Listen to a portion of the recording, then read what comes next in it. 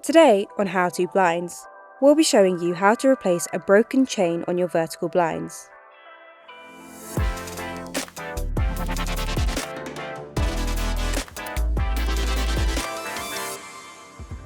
As you can see, we have a broken clip on our stabilising chain. So, we're going to start by detaching the chain from the weights.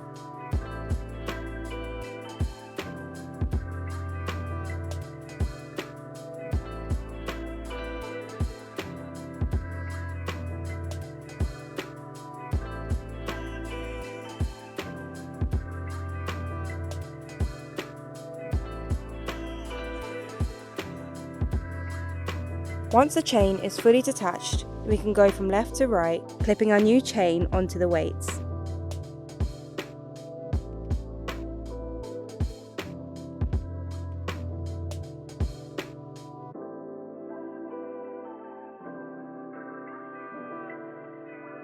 Once done, we can double check the operation of the blind. And that's how to replace a broken chain on your vertical blind. Thanks for watching, and remember to like and subscribe for more on How To Blinds.